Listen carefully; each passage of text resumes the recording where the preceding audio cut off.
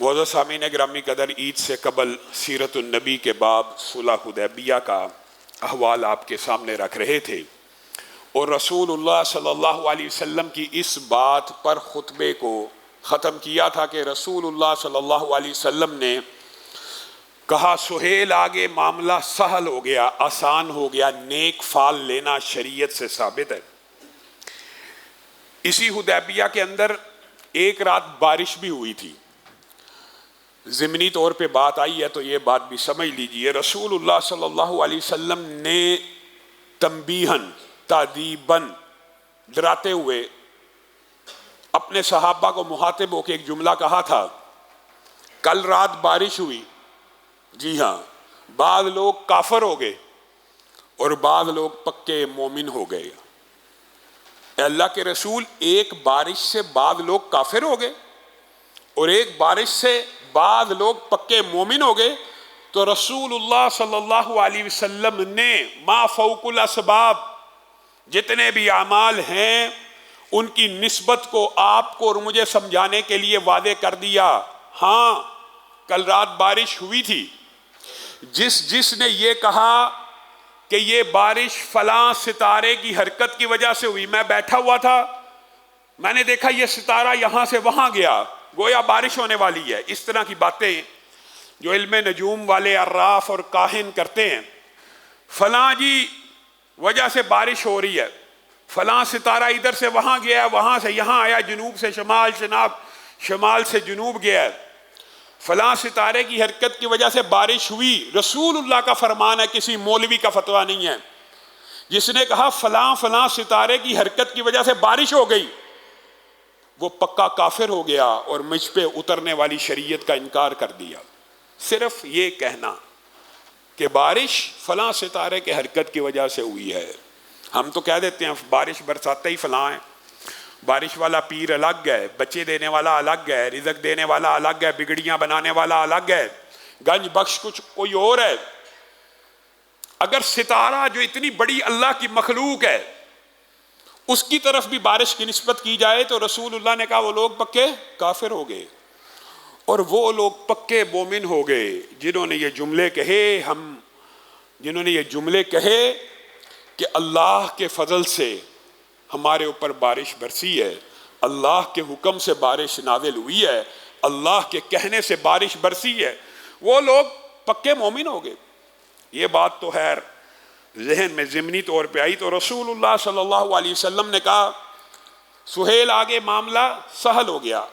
اب سہیل نے رسول اللہ صلی اللہ علیہ وسلم کے ساتھ مذاکرات کرنا شروع کیے۔ وہ صحابہ جو عمرے کی خواہش میں برسوں سے خانہ کعبہ کو دیکھنے کے منتظر تھے، صلح کی ابتدا ہی سے ان کی یہ خواہش تھی کاش صلح ایسے شرائط کے اوپر ہو کہ اس کے اندر عمرہ بھی شامل ہو جائے، لیکن رسول اللہ صلی اللہ علیہ وسلم حکمران بھی ہیں، لیڈر بھی ہیں، اور ان کے ساتھ اللہ کی تائید و نصرت بھی ہے۔ رسول اللہ صلی اللہ علیہ وسلم اس موقع کے اوپر ہر وہ شرط ماننے کے اوپر تیار نظر آتے ہیں کہ جس میں بظاہر مسلمانوں کو ایسا محسوس ہوتا ہے کہ یہ شرائط ہمارے لیے درست نہیں ہے۔ گویا رسول اللہ صلی اللہ علیہ وسلم نے مذاکرات کی ابتدا ہی میں لچک دار رویے کو اپنایا۔ ابتدائی یہاں سے ہوئی کہ رسول اللہ نے کہا چلو لکھو معاہدہ، صلح کی شرائط طے کرتے ہیں، طے جو پا گئی ہیں لکھو تو صحیح نا، بسم اللہ الرحمن الرحیم۔ سہیل کہنے لگے الرحمن الرحیم یہ کیا ہے؟ یہ نہیں لکھا جائے گا، ابھی ابتدا ہو رہی ہے صلح کی، پہلی شک، ابھی پہلی لائن بسم اللہ الرحمن الرحیم لکھا جائے۔ سہیل نے اعتراض کر دیا، اللہ کے رسول اس وقت تو ظاہر ایمان نہیں تھے لائے، یہ الرحمن الرحیم کون ہے، یہ کیا ہے؟ بسمک اللہم جو قریش کا طرز عمل ہے، جو قریش کا وتیرہ ہے، کسی بھی معاہدے اور ایگریمنٹ کی ابتدا بسمک اللہم سے ہوتی ہے، اسی سے ہوگی۔ رسول اللہ صلی اللہ علیہ وسلم مسکرانا شروع ہو گئے، کہا چلو لکھ لو۔ پھر کہا اگلا جملہ لکھیے، معاہدہ مابین فریقین، ہم اردو میں بھی استعمال کرتے ہیں، دو فریق ہیں، ایک قریشی ہیں، دوسرے محمد الرسول اللہ صلی اللہ علیہ وسلم ہیں۔ رسول اللہ نے کہا لکھیے کہ قریش اور محمد رسول اللہ صلی اللہ علیہ وسلم کے مابین صلح کا یہ معاہدہ لکھا جانے والا ہے یا لکھا جا رہا ہے۔ سہیل نے پھر قلم ڈراپ کر دیا اور رک گئے۔ پہلے جملے پہ اعتراض، الرحمن کون ہے، الرحیم کون ہے؟ دوسرا جملہ، یہ آپ جو رسول اللہ لکھوانے لگے ہیں، اگر ہم آپ کو رسول مانتے ہوتے تو آپ کو خانہ کعبہ سے روکتے، آپ کے خلاف جنگیں کرتے۔ تو رسول اللہ صلی اللہ علیہ وسلم ان کی دلیل سن کے مسکرانا شروع ہو گیا کہ دلیل، وہ آپ کو پتا بڑے فصیح اللسان اور بہت بڑے خطیب تھے، انہوں نے رسول اللہ کے سامنے اس طرح مدلل انداز میں اپنا موقف رکھا کہ اگر آپ رسول اللہ ہیں تو جھگڑا ہی ختم ہے، اگر ہم آپ کو رسول اللہ مانتے ہیں تو جھگڑا کس بات کا؟ رسول اللہ صلی اللہ علیہ وسلم نے اس لکھے ہوئے جملے کے اوپر حضرت علی کتابت کا کام دے رہے تھے رسول اللہ کی طرف سے اور سہیل ان کی طرف سے۔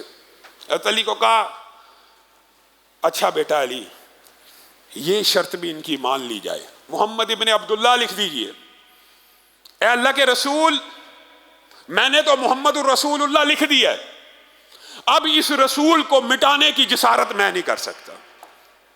تو رسول اللہ نے علی کو کہا، بتائیے کہاں لکھا ہے؟ پہلے کہا مٹا دیجئے، کہا یہ لفظ جو کرتاس کے چہرے پر لکھ دیا ہے اب اس کو مٹایا نہیں جا سکتا۔ رسول اللہ نے کہا اچھا بتاؤ کہاں لکھا ہے؟ خود جب حضرت علی نے کہا یہ لکھا ہے، رسول اللہ نے اس کو کاٹ دیا۔ مذاکرات آگے بڑھے، رسول اللہ صلی اللہ علیہ وسلم کہنے لگے، ہمیں یہ جو میں نے تیری شرط مانی ہے محمد ابن عبداللہ کی، اس شرط پہ مانتا ہوں کہ تو اسی سال ہمیں عمرہ کرنے دے، میں تیری مان رہا ہوں دو باتیں، اب تو میری مان جا۔ کہنے لگا یہ بھی نہیں ہوگا، تین باتیں، تیسری بات پیش ہو رہی ہے اور پہلی دو باتیں مسترد رسول اللہ ان کی مان چکے ہیں، تیسری بات بھی مسترد۔ اس سال آپ واپس جائیں گے، اگلے سال 3 دن کے لیے آئیں گے، مخصوص چند ہتھیار آپ لوگوں کے پاس ہونے چاہیے کہ جو سفر کے اندر انسان جانوروں سے، شیر وغیرہ سے بچنے کے لیے اپنے پاس کوئی اوزار رکھتا ہے، جنگی ہتھیار، پوری زرہ، ڈھالیں، تلواریں، نیزے، یہ نہیں ہونے چاہیے، محدود اسلحہ جو انسان اپنی حفاظت کے لیے ڈاکوؤں سے یا جانوروں سے بچنے کے لیے رکھتا ہے، وہ آپ اگلے سال آئیں گے۔ تو صحابہ، اب آپ دیکھیے یہ وہ ٹرننگ پوائنٹ ہے صحابہ کے دل کے اوپر چوٹ لگنے کا۔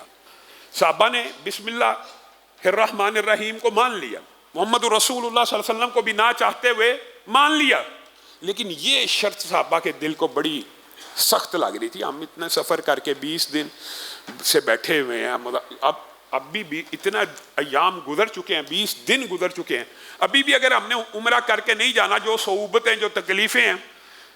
تو رسول اللہ صلی اللہ علیہ وسلم کچھ دیر خاموش رہے اور کہا لکھو، یہ شرط بھی میں تمہاری مانتا ہوں، لیکن بتاؤ یہ ہمارا تمہارا صلح کا معاہدہ کیا صرف اگلے سال کے لیے یا اس کی مدت کوئی متعین ہے؟ کہا ٹھیک ہے، مدت متعین کر لیجیے۔ تو رسول اللہ صلی اللہ علیہ وسلم نے کہا میری اور تمہاری صلح کی مدت آپس میں یہ طے پایا 10 سال ہے، 10 سال۔ یہ رسول اللہ صلی اللہ علیہ وسلم کی ذہانت، متانت کے اوپر دلالت کرتی ہے کہ رسول اللہ صلی اللہ علیہ وسلم جب صلح کر رہے ہیں تو مدت صرف عمرے کی شرط کے اوپر ختم نہیں کر رہے، کہ اجازت مل گئی تھی یہاں پہ بھی بات ختم ہو سکتی تھی، رسول اللہ نے اس کو ایکسٹینڈ کیا تاکہ میں معاشرے میں موجود وہ یہودی جو فتنہ کرتے رہتے ہیں خیبر اور اس کے گرد و نواح کے، ان کا بھی کلا کما کر سکوں، پھر مجھے ان کی طرف سے کچھ ریسٹ کا موقع ملے اور تبلیغ اور دعوت کا کام بھی ہو سکے۔ تو رسول اللہ صلی اللہ علیہ وسلم کی اصل میں یہ جو حکمت عملی تھی، 10 سالہ شرط محدثین نے، امام ظہری نے حتیٰ کہ یہاں تک لکھ دیا، بیٹھ جاؤ عبدالسلام، بیٹھ جاؤ یار، محدثین نے، امام ظہری نے یہاں تک لکھ دیا ہے کہ یہ جو بات تھی نا کہ 10 سالہ صلح ہے، اس کی وجہ سے ایک انقلاب بپا ہو گیا کہ رسول اللہ صلی اللہ علیہ وسلم 1400 ساتھیوں کے ساتھ حدیبیہ کے میدان میں تھے، اور صرف 2 سال بعد 10,000 ساتھیوں کے ساتھ مکہ کو فتح کرنے کے لیے آ رہے۔ یہ وہ ٹرننگ پوائنٹ تھا۔ رسول اللہ صلی اللہ علیہ وسلم نے بڑی حکمت عملی سے 10 سال کی مدت متعین کروا دی۔ ساتھ ہی رسول اللہ صلی اللہ علیہ وسلم نے ایک اور شک کا اضافہ کروایا کہ اب یہ بھی لکھ دے کہ جو قبائل ہیں ان کو آزاد کیا جاتا ہے، یہ نہ تمہارے ماتحت ہے نہ میرے، جس کے ساتھ چاہیں مرضی الحاق کر لیں۔ اسی وقت رسول اللہ نے ابھی یہ شک لکھوائی، سہیل نے بھی سمجھا اس میں کوئی ایسی بات نہیں ہوگی، لیکن رسول اللہ صلی اللہ علیہ وسلم کی یہ بھی ذہانت کے اوپر دلالت کرتی ہے۔ جس وقت یہ شک ابھی مکمل لکھی بھی نہیں گئی، بنو خدا نے رسول اللہ صلی اللہ علیہ وسلم کے ساتھ الحاق کر لیا اور بنو بکر نے قریشیوں کے ساتھ الحاق کر دیا۔ لیکن اس کے اثرات دیکھیے کہ قبیلوں کو آزاد کر دیا جائے، جس کا حلیف بننا چاہے بن جائے، جس کا حریف بننا چاہے بن جائے۔ جو ہی یہ شک لکھی جا رہی ہے، ایک بہت بڑا قبیلہ رسول اللہ صلی اللہ علیہ وسلم کے ساتھ مل گیا۔ ابھی صلح کی یہ شرائط لکھی جا رہی ہیں۔ سہیل نے ایک بہت سخت شرط پیش کی جس کو سن کے صحابہ بھی کپ کپا اٹھے اور غصے میں آ گئے۔ آپ کے ساتھ آپ کو ہم رسول نہیں مانتے، پیغمبر نہیں مانتے، آپ کا دین سچا نہیں مانتے، اس لیے آپ کے ساتھ ایک اور شرط ڈالنا چاہتے ہیں۔ کیا شرط ڈالنا چاہتے ہو سہیل؟ اگر ہم میں سے کوئی دین، اس وقت وہ اپنے آپ کو دین حق سمجھتے تھے، ہمارا دین حق چھوڑ کر آپ کی طرف آ جائے اور آپ کا دین معاذ اللہ یعنی باطل ہے تو آپ اس کو واپس لوٹا دیں گے، اور اگر کوئی آپ کا غلط دین چھوڑ کے معاذ اللہ ہمارے سچے دین کی طرف آ جائے گا ہم اس کو واپس نہیں دیں گے۔ یہ شرط صحابہ سن کے بڑی اذیت اور کوفت میں آئی ہے، سہیل کیا باتیں کر رہا ہے۔ رسول اللہ صلی اللہ علیہ وسلم کچھ دیر خاموش رہے، سوچا، غور و فکر کیا، کہا سہیل لکھ دے۔ صحابہ اسی وقت بولنا شروع ہو گئے، اللہ کے رسول کیا لکھوانے لگے؟ کیا ہمارا کوئی ساتھی جائے گا تو یہ واپس نہیں کریں گے؟ ان کا ساتھی سچے دین کے اوپر اسلام کو قبول کر کے آئے گا، ہم واپس کریں گے؟ رسول اللہ نے کہا میری بات سنو، جو ہم میں سے مرتد ہو کے چلا جائے گا شکر کرنا جان چھوٹ گئی ہے، اور جو ان میں سے آ جائے گا اللہ تعالیٰ اس کے لیے ضرور ایسا رستہ نکالے گا کہ جس کے اندر کشادگی اور فراحی ہوگی۔ یہ عارضی تمہیں سخت لگ رہی ہے تو میں یہ سمجھتا ہوں، رسول اللہ نے اس وقت اپنا حکم چلایا بطور نبی اور پیغمبر کے، میں یہ سمجھتا ہوں کہ یہ شرط بھی ہمارے لیے مفید ثابت ہوگی۔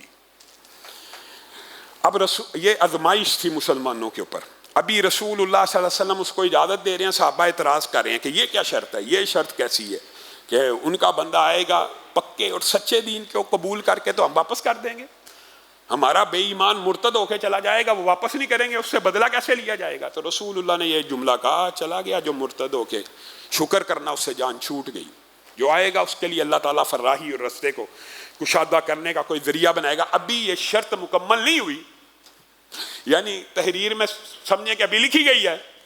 سہیل کے سگے بیٹے ابو جندل بیڑیوں میں جکڑے ہوئے، نشیبی علاقے سے فرار ہو کے، کفار مکہ کے ظلم سے ہجرت کر کے بمشکل گھسٹتے ہوئے حدیبیہ کے مقام پہ پہنچ چکے ہیں۔ اللہ تیرا شکر ہے مسلمان مل گئے، میں نے کہا مدینے جانا تھا، اب تو لشکر کے ساتھ جاؤں گا۔ سہیل اپنے بیٹے کو دیکھ رہے ہیں اور رسول اللہ صلی اللہ علیہ وسلم کو کہہ رہے ہیں شکوں اور معاہدے کی عمل درآمد کا وقت آ چکا ہے۔ رسول اللہ نے کہا ابھی تو دستخط بھی نہیں ہوئے، ابھی تو معاہدہ مکمل نہیں ہوا۔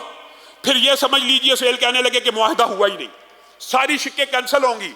اگر ابو جندل کو واپس نہیں دینا، ابھی رسول اللہ نے ان کے سامنے دلائل پیش کیے کہ ابھی صلح کی یہ شرائط مکمل نہیں ہوئی، لکھی نہیں گئی، ابھی کچھ اور ہو سکتا ہم لکھیں، ابھی ان کے پر مہریں نہیں لگیں، ابھی ہمارے سائن انگوٹھے جس کو ہم اردو میں کہتے ہیں جو عربوں کا طریقہ تھا کہ مہریں نہیں لگی، ابھی فائنل ڈرافٹ تیار نہیں ہوا، اس کو میری خاطر اے سہیل اس ابو جندل کو میری خاطر چھوڑ دو، سہیل ابو جندل کو میری خاطر چھوڑ دو۔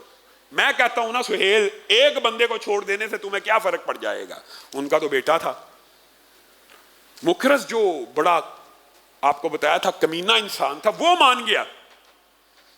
سہیل کو کہنے لگا یار اس کو جانے دے، سہیل نے کہا میں نہیں جانے دوں گا۔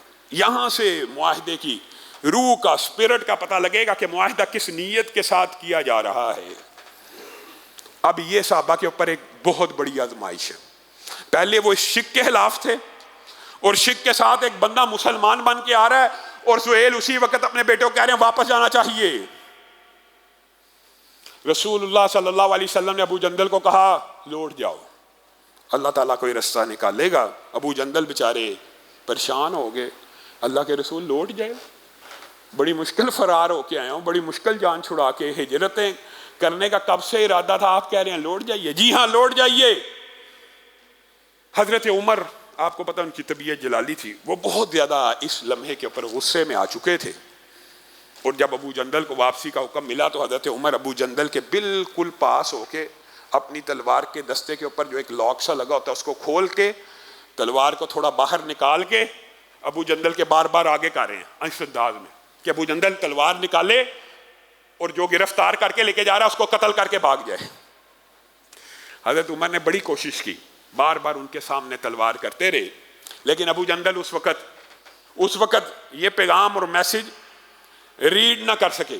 یہاں پہ مسلمانوں کی یہ صلح مکمل ہو گئی۔ اس کے بعد حالات ایسے ہو گئے کہ مسلمان صحابہ بھی بڑی اذیت اور تکلیف میں آ گئے ابو جندل کے واپس کرنے کے اوپر، اور سہیل بھی مطمئن ہو گئے کہ یہ صلح بہت اچھی شرائط کے اوپر طے پا گئی ہے، مزید اس نے کوئی شرط نہ رکھی، نہ رسول اللہ صلی اللہ علیہ وسلم نے رکھی۔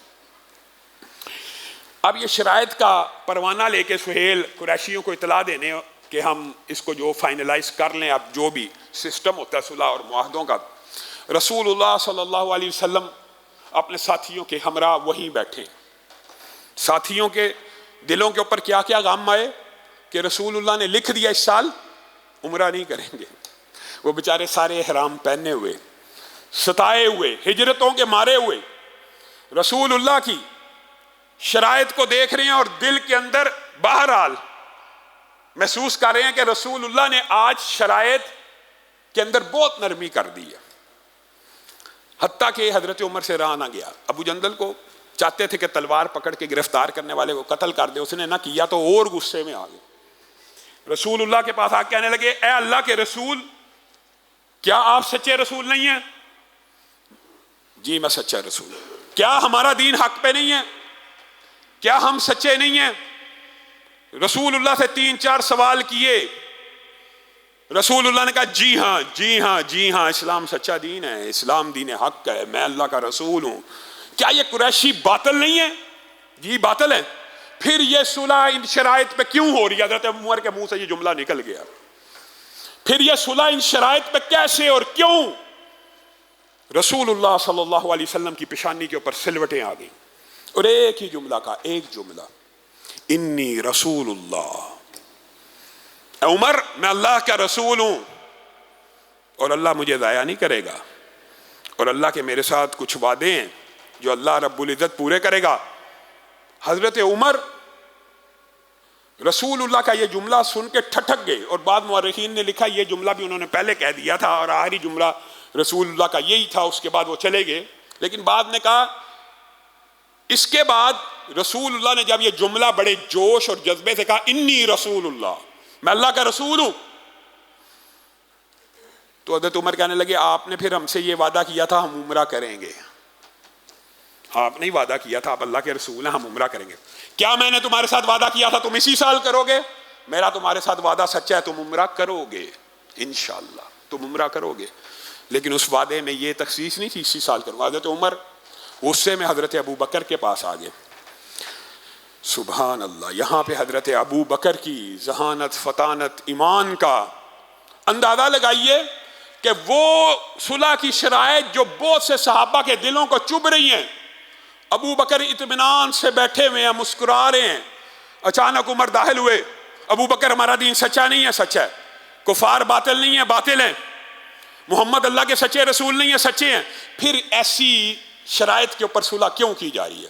عمر محمد اللہ کے رسول ہیں، وہ جملہ جو حضرت محمد الرسول اللہ نے اپنی زبان سے کہا ابو بکر نے نہیں تھا سنا، ابو بکر اپنے خیمے میں بیٹھ کے وہی جملہ کہہ رہے ہیں، عمر ٹھہر جا، صبر کر، ہوش کے ناخن لے، وہ اللہ کے رسول ہیں اور اللہ انہیں ضائع نہیں کرے گا، اور اللہ تعالیٰ ان قریب کشادگی پیدا کرے گا۔ حضرت عمر کہتے ہیں اللہ کی قسم ابو بکر کا بھی وہی جملہ، رسول اللہ کا بھی وہی جملہ، میرا غصہ تو ٹھنڈا نہ ہوا لیکن مجھے یہ پتہ لگ گیا میں غلط کر چکا ہوں. اور پھر حضرت عمر کا اپنا قول ہے، ایک عمر بیت گئی، رسول اللہ کے سامنے یہ جو چند جملے بولے، اس گناہ کے کفارے کے لیے صدقات بھی دیے، خیرات بھی کی، انفاق فی سبیل اللہ بھی کیا، روزے بھی رکھے، عبادات بھی کی، اور 10 برس عبادت کرنے کے بعد بھی دل میں یہ خواہش باقی تھی کہ کہیں اللہ قیامت کے دن ان جملوں کی وجہ سے پکڑ نہ لے. میں اور آپ رسول اللہ کی پوری حدیث کے سامنے اکڑ جاتے ہیں، تکبر کرتے ہیں. حضرت عمر نے تو ایک رائے پیش کی تھی نا، وہ 10 برس افسوس کرتے رہے، کاش اس دن میں یہ جملہ نہ کہتا رسول اللہ کو، کاش یہ نہ کہتا کہ اللہ کے رسول یہ کیسی شرائط ہے، کاش اللہ تعالیٰ میرے ان گناہوں کو معاف کر دے. پھر حضرت عمر کہتے ہیں غصہ بھی اور شرح صدر بھی میرا ہو گیا جب اللہ رب العزت نے قرآن پاک میں اس صلح کے مکمل ہو جانے کے بعد واپسی کے اوپر آیات نازل کی، وہ آگے چل کے آپ کے سامنے رکھتے ہیں. تب شرح صدر بھی ہو گیا، لیکن اس وقت جو غصہ تھا وقتی طور کے اوپر، کئی مرتبہ ایسا ہوتا ہے. ویسے یہ ایک نا انسانی فطرت کے بہت قریب تر بات ہے. جب کوئی لیڈر یا رہنما مذاکرات کے اندر صلح کرتا ہے نا، اس وقت وہ ظاہر ہے حالات واقعات کا اندازہ لگا کر، یہاں پہ تو خیر تائید ربانی بھی شامل تھی، لیکن وہ بھی اپنی سوچ فکر سے کئی مرتبہ مذاکرات میں کچھ شرائط نرم رکھتا ہے، جس کی وجہ سے اس کے ساتھی کہتے ہیں یہ آپ نے. تو یہ انسانی فطرت کے عین مطابق ہے. روافض نے یہاں پہ جو حضرت عمر کے اوپر الزامات لگانا شروع کیے اور حضرت علی کے اوپر، حضرت وہی الزام اگر حضرت عمر پہ لگایا جائے تو وہ حضرت علی پہ بھی صادق آتا ہے. روافض کہتے ہیں کہ حضرت عمر نے رسول اللہ کی بات کو نہیں مانا اور دل سے قبول نہیں تھا کیا. یہ بات نہیں تھی، یہ انسانی فطرت کے عین مطابق تھا. بعین اسی طرح جس طرح حضرت علی نے بھی یہ بات نہیں تھی مانی کہ میں رسول اللہ مٹاؤں گا، نہیں تھی مانی، لیکن یہ گستاخی نہیں تھی، یہ نافرمانی نہیں تھی. لیکن پھر بھی صحابہ کے دل رسول اللہ کے ادب اور احترام میں اتنے سینسٹیو تھے کہ حضرت عمر ایک عرصہ اس بات کو اپنا بہت بڑا گناہ تسلیم کر کے اس کو گناہ سمجھتے رہے.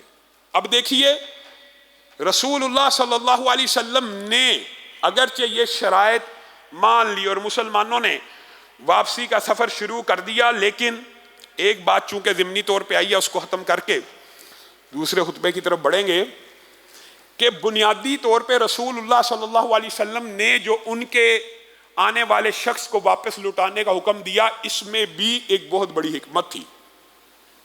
ہوا یہ کہ ابو بصیر بھی آگے، تو ابو بصیر مسلمان ہو کے جب مدینے میں داخل ہوئے تو رسول اللہ صلی اللہ علیہ وسلم کہنے لگے ہم نے تو معاہدہ کیا ہے کیا آپ کو واپس جانا پڑے گا؟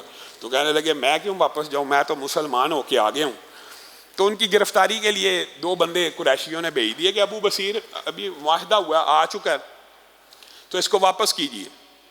تو رسول اللہ صلی اللہ علیہ وسلم نے اپنے ساتھیوں کا پکڑو اس کو ذرا حوالے کر دو ان دونوں کے، معاہدہ نہیں میں توڑوں گا. تو ابو بصیر ان دونوں کے جب گرفتاری پیش کر کے جا رہے ہیں، انہوں نے وہ بات سمجھ لی جو ابو جندل نہیں تھے سمجھ سکے. انہوں نے رستے میں تلوار نکالی اور ایک بندے کو قتل کیا اور پھر فرار ہو کے واپس مدینے میں آ گئے. رسول اللہ کو کہنے لگے اب آپ نے اپنا معاہدہ پورا کر دیا، آپ نے مجھے واپس کر دیا تھا، آپ کے ذمہ یہی تھا، میں نہیں مدینہ چھوڑ کے جا سکتا، میں آپ کی رفاقت کو، اب اسلام کو قبول کر لیا، آپ کی رفاقت ترک نہیں ہو سکتی. رسول اللہ نے اپنے ساتھیوں کو کہا یہ جنگ کی آگ بھڑکائے گا، تازہ معاہدہ ہوا ہے، اس کو پھر پکڑو. تو ابو بصیر بھاگ گئے. ان کو سمجھ آ گئی کہ رسول اللہ صلی اللہ علیہ وسلم مجھے گرفتار کروائے بغیر اور قریشیوں کو واپس لوٹائے بغیر نہیں رہ گئے. اور یہی وہ رسول اللہ صلی اللہ علیہ وسلم نے معاہدے کی پاسداری بھی کی اور اللہ تعالیٰ نے رستہ بھی بنا دیا. ابو بصیر مدینے سے نکل کے ساحل سمندر کے پاس چلے گئے. مکہ کے جتنے بھی اب رہا ہونے والے یا فرار ہونے والے مسلمان ہجرت کرنے والے، ان کو پتہ لگ گیا ابو بصیر ساحل سمندر کے اوپر مورچہ لگا کے بیٹھ گیا. قریشی گزرتے ان کے اوپر حملہ آور ہوتا ہے، وہ ایک ایک کر کے وہاں پہ اکٹھے ہونے لگے. ابو جندل بھی آ گئے، جس نے ہجرت کرنی ہوتی ان کو پتہ رسول اللہ تو واپس بھیج دیں گے. وہ ابو بصیر کے قافلے میں ایک جب بڑی تعداد اکٹھی ہو گئی، ابھی تازہ صلح ہے، تو پھر انہوں نے یہ کیا کہ جو بھی قریشی قافلہ نکلتا اس کو قتل کرتے، لوٹ ماٹ کرتے، حتیٰ کہ قریشی چند دنوں بعد رسول اللہ کے پاس مدینہ میں پہنچ گئے. اللہ کے رسول اس وقت ایمان تو نہیں لائے، وہ آپ کے ساتھی اللہ کے لیے ان کو واپس بلا لیجئے، ان کو کم از کم مدینے میں ہی رکھ لیجئے، وہ ادھر ہمارے بندوں کو کاٹتے رہتے ہیں۔ تو رسول اللہ صلی اللہ علیہ وسلم خوشی سے مسکرا اٹھے کہ اللہ تعالیٰ نے میرے ساتھیوں کے لیے ایک رستہ بنا دیا۔ اذہد، وہ جو حملے کرتے تھے ابو بصیر، ابو جندل اور ساتھی، قریشیوں نے آ کے کہا ہم صلح کی اس شرط کو معطل کرتے ہیں اللہ کے لیے، ان کو واپس بلا لیجئے۔ تو رسول اللہ صلی اللہ علیہ وسلم نے پھر ان کو پیغام بھیجا، اور وہ سارے کے سارے ساتھی رسول اللہ صلی اللہ علیہ وسلم کے ساتھ مدینے میں آ کے رہنے لگے۔ انشاءاللہ آئندہ آنے والے خطبے میں یہیں سے اپنی بات کو آگے بڑھائیں گے۔